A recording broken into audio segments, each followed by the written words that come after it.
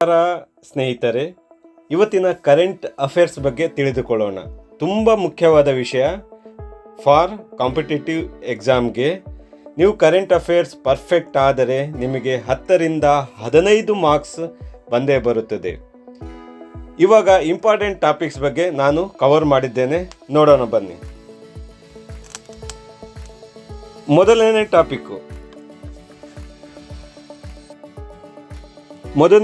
Topic ಏನಿದೆ ಅಂದರೆ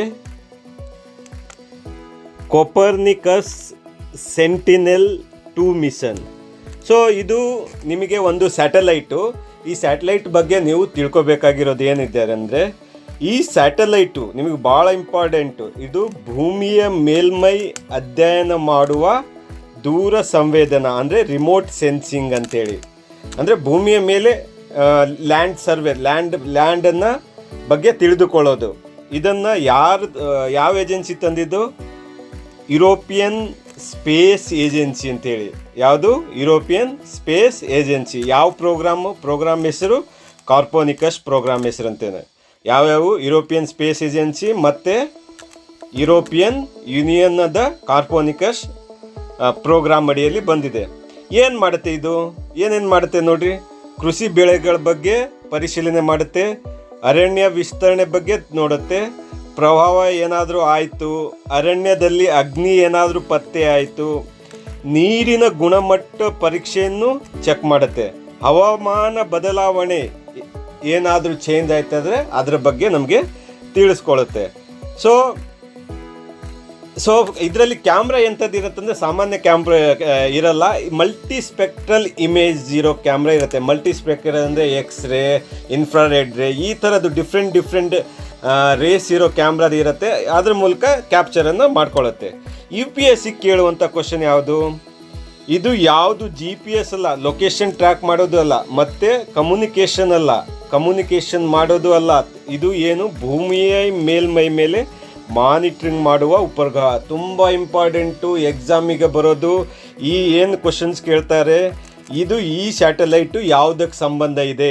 GPS-ಗಿದೆಯಾ, ಇಲ್ಲ ಕಮ್ಯುನಿಕೇಷನ್ಗಿದೆಯಾ, ಇಲ್ಲ ಲ್ಯಾಂಡ್ ಬಗ್ಗೆ ಇದೆಯಾ? ನೀವು ಆಯ್ಕೆ ಮಾಡ್ಕೋಬೇಕಾಗಿರೋದು ಭೂಮಿಯ ಮೇಲ್ಮೈ ಬಗ್ಗೆ ಮಾನಿಟ್ರಿಂಗ್ ಮಾಡಿರೋದು. ನಿಮಗೆ ಒಂದೇ ಸಾಲಲ್ಲಿ ನೆನಪಿಟ್ಕೋಬೇಕಂದ್ರೆ, ಕೃಷಿ ಬಗ್ಗೆ ಮಾಡುತ್ತೆ ಇದು, ಅರಣ್ಯನ ಚೆಕ್ ಮಾಡುತ್ತೆ, ಹವಾಮಾನ ಉಪಗ್ರಹ ಅಂತೀವಿ ನಾವು ಇದನ್ನು. ನೆಕ್ಸ್ಟ್ ಕ್ವಶನ್ ನೋಡೋದಾದರೆ, ಗೇಂಟ್ ಪೈಥಾನ್ ಪ್ಯಾಂಟೋಮ್ ಜೆಲ್ಲಿಫಿಶ್ ಅಂತೇಳಿ. ಇದು ಪ್ಯಾಂಟೋಮ್ ಜೆಲ್ಲಿಫಿಶ್ ಇದು. ಸೊ ಈ ಜೆಲ್ಲಿಫಿಶು ನಿಮಗೆ ನ್ಯೂಸಿಗೆ ಬಂದಿದೆ. ಈ ಜೆಲ್ಲಿಫಿಶ್ ಬಗ್ಗೆ ತಿಳ್ಕೊಬೇಕು. ಇದರದ ಸೈಂಟಿಫಿಕ್ ನೇಮ್ ಅಂದರೆ ಸ್ಟ್ಯಾಗಿಯೋಮೆಡೋಸಾ ಗಿಗಾಂಟಿಯಾ ಅಂತೇಳಿ. ಸ್ಟ್ಯಾಗಿಯೋಮೆಡೋಸಾ ಗಿಗಾಂಟಿಯಾ. ಇದು ಎಲ್ಲಿದೆ ಅಂದರೆ, ನಿಮಗೆ ಇತ್ತೀಚೆಗೆ ಆಳ ಸಮುದ್ರದಲ್ಲಿ ಕಂಡು ಬಂದಿದೆ. ಇದೊಂದು ಅಪರೂಪದ ಜೆಲ್ಲಿ ಮೀನಿದು.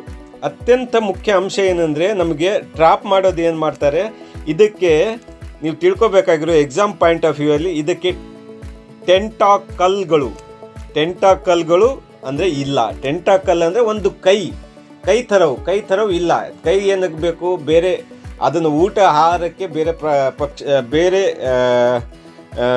ಮೀನುಗಳನ್ನು ಹಿಡಿದು ತಿನ್ನೋಕ್ಕೆ ಆಹಾರಕ್ಕೆ ಬೇಕು ಅದಕ್ಕೆ. ಸೊ ಇದಕ್ಕೆ ಇಲ್ಲ. ಬಟ್ ಏನು ಮಾಡುತ್ತೆ ಇದು?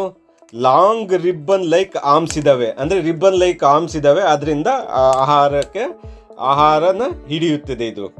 ಸೊ ತುಂಬ ಇಂಪಾರ್ಟೆಂಟು. ಈ ಎಕ್ಸಾಮ್ ಪಾಯಿಂಟ್ ಆಫ್ ವ್ಯೂ ಏನು? ಟೆಂಟಾಕಲ್ಗಳು ಇರುವುದಿಲ್ಲ ಇದಕ್ಕೆ. ಎಲ್ಲಿ ವಾಸಿಸುತ್ತದೆ ಅಂತ ನೋಡ್ಕೋಬೇಕು. ಇದು ಮಿಡ್ನೈಟ್ ಝೋನಲ್ಲಿ ವಾಸಿಸುತ್ತವೆ. ಮಿಡ್ನೈಟ್ ಝೋನ್ ಅಂದರೆ ಏನು? ಇವಾಗ ನಾವು ಸಮುದ್ರವನ್ನು 3 ಪದರಗಳಾಗಿ ವಿಭಜಿಸಿದರೆ, ಫಸ್ಟು ಸನ್ಲೈಟ್ ಝೋನ್ ಇರುತ್ತೆ, ಅಪ್ ಟು 200 ಮೀಟರ್. ನಿಮ್ಮ ಸಮುದ್ರ ಸರ್ಫೇಸಿಂದ, ಇದು ಸಮುದ್ರ ಸರ್ಫೇಸ್ ಇದೆ ಅಂದರೆ ಇಲ್ಲಿಂದ ಇಲ್ಲಿಗೆ 200 ಮೀಟರಿಗೆ ನಮ್ಮ ಸನ್ಲೈಟು, ಈ ಸೂರ್ಯನ ಸನ್ಲೈಟು ಇಲ್ಲಿ ಬೀಳುತ್ತಲ್ಲ, ಅದು ಸನ್ಲೈಟ್ ಝೋನ್ ಅಂತೀವಿ.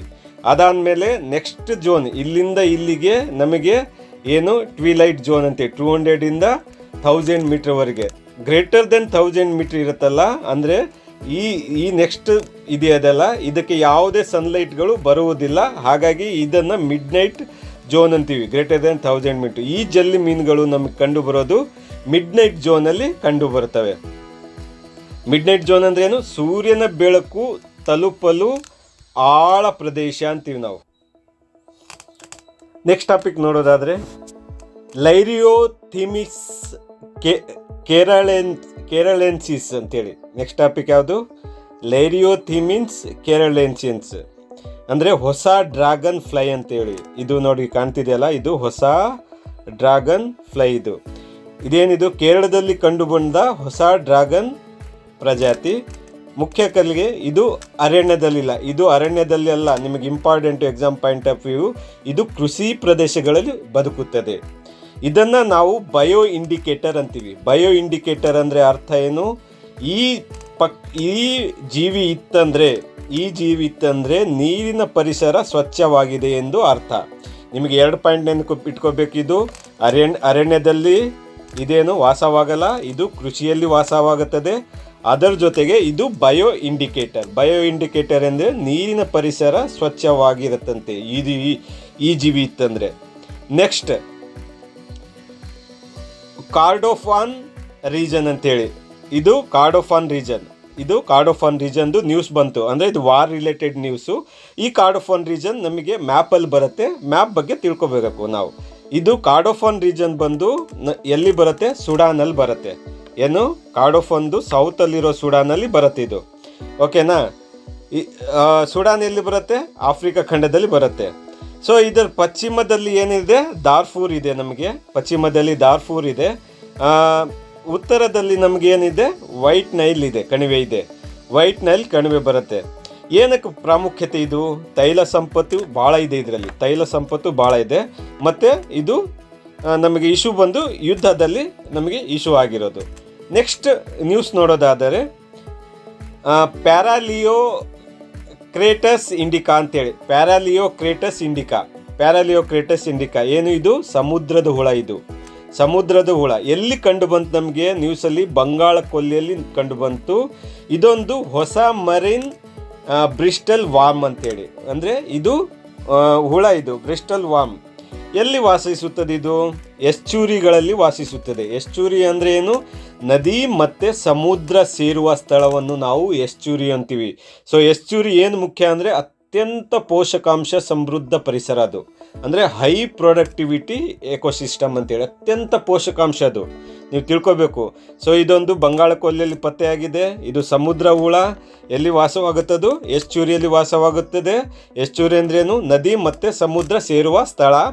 ಮುಖ್ಯವಾಗಿ ಎಸ್ಚೂರಿ ಅಂದ್ರೇನು? ಅತ್ಯಂತ ಪೋಷಕಾಂಶ ಸಮುದ್ರ ಪರಿಸರ ಅಂತೇಳಿ, ಹೈ ಪ್ರೊಡಕ್ಟಿವಿಟಿ ಎಕೋಸಿಸ್ಟಮ್ ಅಂತೇಳಿ. ನೆಕ್ಸ್ಟ್ ಸಾವಾಲ್ಕೋಟೆ ಹೈಡ್ರೋ ಎಲೆಕ್ಟ್ರಿಕ್ ಪ್ರಾಜೆಕ್ಟ್ ಬಂದು ನ್ಯೂಸಲ್ಲಿದೆ. ಸಾವಾಲ್ಕೋಟೆ ಹೈಡ್ರೋ ಎಲೆಕ್ಟ್ರಿಕ್ ಪ್ರಾಜೆಕ್ಟ್ ಎಲ್ಲಿ ಬರುತ್ತೆ? ನಮಗೆ ಜಮ್ಮು ಕಾಶ್ಮೀರದಲ್ಲಿ ಬರುತ್ತೆ. ಯಾವ ನದಿಯಲ್ಲಿ ಮೇಲೆ ಇರುತ್ತೆ ಅದು? ಪ್ರಾಜೆಕ್ಟ್ ತಯಾರು ಮಾಡಿರೋದು ಚೀನಾಬ್ ನದಿ. ಇದು ಚೀನಾಬ್ ನದಿ ಬಂದಿರೋದು. ಇದು ಸಾವಾಲ್ಕೋಟೆ ಹೈಡ್ರೋ ಎಲೆಕ್ಟ್ರಿಕ್ ಪ್ರಾಜೆಕ್ಟ್. ಎಷ್ಟು ಮೆಗಾವ್ಯಾಟ್ ವಿದ್ಯುತ್ ತಯಾರು ಮಾಡುತ್ತೆ ಇದು? 1856 ಮೆಗಾವ್ಯಾಟ್ ವಿದ್ಯುತ್ತನ್ನು ಉತ್ಪಾದನೆ ಮಾಡುತ್ತೆ. ಇದು ಮೇನ್ ನಿಮಗೆ ಗೊತ್ತಿರಬೇಕಾಗಿರೋದು ಚೀನಾಬ್ ನದಿಯಲ್ಲಿ ಕಂಡು ಬರುತ್ತೆ. ಇದು ಚೀನಾಬ್ ನದಿಯಲ್ಲಿ ಸಂಬಂಧಿಸಿದಂತೆ ಇಂಡಸ್ ನದಿ, ಸಿಂಧು ನದಿಯ ಉಪನದಿ ಆಗುತ್ತೆ. ನಿಮಗೆ ಇಲ್ಲಿ ಒಂದು ಟ್ರೀಟಿ ಬಗ್ಗೆ ಗೊತ್ತಿರಬೇಕು, ಇಂಡಸ್ ವಾಟರ್ ಟ್ರೀಟಿ ಬಗ್ಗೆ ಗೊತ್ತಿರಬೇಕು. ಯಾವುದು? ಸಿಂಧು ವಾಟರ್ ಟ್ರೀಟಿ ಬಗ್ಗೆ ಗೊತ್ತಿರಬೇಕು. ಯಾವಾಗ ಮಾಡಿದ್ರು? 1960ರಲ್ಲಿ. ಸೊ ಇದರಲ್ಲಿ ಉಪನದಿಗಳು ಬಂದು ಇಂಡೂಸು, ಜೇಲಮ್ಮು ಮತ್ತು ಚೀನಾಬು. ಇಂಡೂಸು, ಜೇಲಮ್ಮು, ಚೀನಾಬ್ ಬಂದು ಪಾಕಿಸ್ತಾನಕ್ಕೆ ಕೊಟ್ಟರು. ರವಿ, ಬಿಯಾಸ್, ಸಟ್ಲೇಜ್ ಬಂದು ಭಾರತಕ್ಕೆ ಕೊಟ್ಟರು. ಸೊ ಈ 3 ನದಿಗಳಲ್ಲಿ ಇಂಡಿಯಾಕ್ಕೆ ಏನು ಚಾನ್ಸ್ ಕೊಟ್ಟಾರಂದರೆ ನೀರನ್ನು ಬದಲಾಯಿಸೋಕ್ಕೆ ಸಾಧ್ಯ ಇಲ್ಲ. ಬಟ್ ಏನಪ್ಪ ಅಂದರೆ ವಿದ್ಯುತ್ ಉತ್ಪಾದನೆಯನ್ನು ಮಾಡ್ಕೋಬೋದು. ಎಲ್ಲಿ? ಇಂಡೂಸು, ಜೇಲಮ್ಮು ಮತ್ತು ಚೀನಾಬಲ್ಲಿ. Next news, Indian national centre for ocean information service ಅಂತೇಳಿ. ಅಂದರೆ ಏನಂತೀವಿ? ಇನ್ಕಾಯ್ಸ್ ಅಂತೀವಿ ನಾವು. Indian national centre for ocean information service ಎಲ್ಲಿ ಬರುತ್ತೆ? ಇದು ಇದರದ್ದು ಕೇಂದ್ರ ಸ್ಥಳ ಹೈದರಾಬಾದ್. ವಿಭಾಗ ಯಾವುದು? ಯಾವ ಮಿನಿಸ್ಟ್ರಿಯಲ್ಲಿ ಬರುತ್ತೆ ಇದು? ಮಿನಿಸ್ಟ್ರಿ ಆಫ್ ಅರ್ತ್ ಸೈನ್ಸಲ್ಲಿ ಬರುತ್ತೆ. ಇದು ಏನು ಮಾಡುತ್ತದೆ? ಇದೇನು ಇನ್ಕಾಯ್ಸ್ ಏನು ಮಾಡುತ್ತೆ? ಸುನಾಮಿ ಬಗ್ಗೆ ಎಚ್ಚರ ಕೊಡುತ್ತೆ ನಮಗೆ, ಮತ್ತು ಸಮುದ್ರದ ಹವಾಮಾನ ಬಗ್ಗೆ ಮಾಹಿತಿ ಕೊಡುತ್ತೆ, ಮತ್ತು ಮೀನುಗಾರರಿಗೆ ಎಲ್ಲಿ ಮೀನು ಸಿಗುತ್ತೆ ಅಂತೇಳಿ ಅದ್ರ ಬಗ್ಗೆ ಇನ್ಫಾರ್ಮೇಷನ್ನ ಕೊಡುತ್ತೆ. ಸೊ ಮೇನಾಗಿ ಏನಿದು? ಇದು ಸಮುದ್ರ ರಿಲೇಟೆಡ್ ಇನ್ಫಾರ್ಮೇಷನ್ ಕೊಡೋಕ್ಕೆ ಇನ್ಕಾಯ್ಸನ್ನು ನಾವು ನೋಡಿದ್ವಿ. ಅಂದರೆ Indian national centre for ocean ಅಂತ ಆಯ್ತು ನೋಡ್ರಿ, ocean information service. Next information ಏನು, Sahyadri tiger reservation, tiger reserve ನಮಗೆ ನ್ಯೂಸ್ ಬಂದಿದೆ. ಯಾವುದು ಇದು? Sahyadri tiger reserve. So Sahyadri tiger reserve ಎಲ್ಲಿ ಬರುತ್ತೆ? ಮಹಾರಾಷ್ಟ್ರ ಬರುತ್ತೆ, ಪಶ್ಚಿಮ ಘಟ್ಟದಲ್ಲಿ ಬರುತ್ತೆ. ನಿಮಗೆ ಮ್ಯಾಚ್ ದ ಫಾಲೋವಿಂಗಲ್ಲಿ ಕ್ವಶನ್ ಕೊಡೋದು, ಸಹ್ಯಾದ್ರಿ ಟೈಗರ್ ರಿಸರ್ವ್ ಎಲ್ಲಿ ಬರುತ್ತೆ ಅಂತೇಳಿ. ಮಹಾರಾಷ್ಟ್ರದಲ್ಲಿ ಬರುತ್ತೆ. ವಿಶೇಷತೆ ಏನು? ಇದು ಪಶ್ಚಿಮ ಘಟ್ಟದಲ್ಲಿನ ಉತ್ತರ ಕೊನೆಯ ಹುಲಿ ವಾಸಸ್ಥಾನ. ಅಂದರೆ ಪಶ್ಚಿಮ ಘಟ್ಟ ಇದೆ, ಇದು ಪಶ್ಚಿಮ ಘಟ್ಟ ಹೆಂಗೆ ಹೋಗಿದೆ ಅಂದರೆ ಈ ಉತ್ತರದಲ್ಲಿ ಕೊನೆಯ ಹುಲಿ ವಾಸಸ್ಥಾನ ಇದು. ಪಶ್ಚಿಮ ಘಟ್ಟ ಅಂದರೆ ಏನು? ಜಾಗತಿಕ ಜೈವ ವಿವಿಧ್ಯ ಹಾಟ್ಸ್ಪಾಟ್ ಅಂತೇಳಿ. ಅಂದರೆ ಜಾಗತಿಕ ಜೈವ ವಿವಿಧ್ಯ ಹಾಟ್ಸ್ಪಾಟ್, ಯುನೆಸ್ಕೋ ಇರೋರು ಹಾಟ್ಸ್ಪಾಟನ್ನು ರೆಡಿ ಮಾಡಿರೋದ್ರಲ್ಲಿ ಪಶ್ಚಿಮ ಘಟ್ಟ ಒಂದು ಬರುತ್ತೆ. ನೆಕ್ಸ್ಟ್ ಕ್ವಶನ್, ಥ್ವೈಟ್ಸ್ ಗ್ಲೇಸಿಯರ್ ಅಂಥೇಳಿ. ಥ್ವೈಟ್ಸ್ ಗ್ಲೇಸಿಯರ್ ಬಗ್ಗೆ ನಾವು ತಿಳ್ಕೊಳ್ಳೋಣ. ಥ್ವೈಟ್ ಗ್ಲೇಸಿಯರನ್ನು ನಾವು ಡೂಮ್ಸ್ಡೇ ಗ್ಲೇಸಿಯರ್ ಅಂತಲೂ ಕರಿತೀವಿ. ಅಂದರೆ ಏನಿದು ಸ್ಥಳ ಏನು? ಪಶ್ಚಿಮ ಅಂಟಾರ್ಟಿಕಾದಲ್ಲಿ. ಅಂಟಾರ್ಟಿಕಾ ಬೇರೆ, ಅಂಟಾರ್ಟಿಕಾ ಈಸ್ ಎ ಸಮುದ್ರ, ಓಷನ್ನು. ಆದರೆ ಅಟ್ಲಾಂಟಿಕಾ ಬಂದು ಅದು ಲ್ಯಾಂಡು. ಸೊ ಲ್ಯಾಂಡಲ್ಲಿ ಏನಿದೆ? ಈ ಗ್ಲೇಷಿಯರ್ ಇದೆ. ಯಾವುದು? ಡೂಮ್ಸ್ಡೇ ಗ್ಲೇಷಿಯರ್. ಯಾಕೆ ನಮಗಿದು ಭಯಂಕರ ಆಗ್ತಿದೆ ಅಂದರೆ ಇದು ಕರಗ್ತಿದೆ. ಇದು ಅದೇನಾದರೂ ಕರಗಿತಂದರೆ ಸಮುದ್ರದ ಮಟ್ಟ ವೇಗವಾಗಿ ಏರುತ್ತದೆ. ಏನಾಯಿತು? ಕರಗಿತು ಅಂದರೆ ಸಮುದ್ರ ಮಟ್ಟ ವೇಗವಾಗಿ ಆಗುತ್ತೆ. ಪರಿಣಾಮ ಏನಾಗುತ್ತೆ? ನಮ್ಗೆ ಭಾರತ ಕಂಪೇರ್ ಮಾಡಿದ್ರೆ ಮುಂಬೈ, ಚೆನ್ನೈ, ಕೋಲ್ಕತ್ತಾ ಅಂಥ ನಗರಗಳು ಅಪಾಯದಲ್ಲಾಗತ್ತೆ. ಮುಖ್ಯ ಭೂಮಿಯ ಮೇಲಿರೋ ಇದನ್ನು ಲ್ಯಾಂಡ್ ಮೇಲಿರುವ ಕರೆಂಟ್ ಅಫೇರ್ಸ್ ಟಾಪಿಕ್ ನಿಮಗೆ ಇಷ್ಟ ಆಗಿದ್ದರೆ ನನ್ನ ಚಾನಲ್ನ ಸಬ್ಸ್ಕ್ರೈಬ್ ಮಾಡಿ, ಲೈಕ್ ಮಾಡಿರಿ ಹಾಗೂ ಶೇರ್ ಮಾಡಿರಿ ಎಲ್ರಿಗೂ. ಇಲ್ಲಿಗೆ ಇವತ್ತಿನ ಟಾಪಿಕನ್ನು ಮುಗಿಸ್ತಾ ಇದ್ದೀನಿ. ಜೈ ಹಿಂದ್, ಜೈ ಕರ್ನಾಟಕ ಮಾತೆ.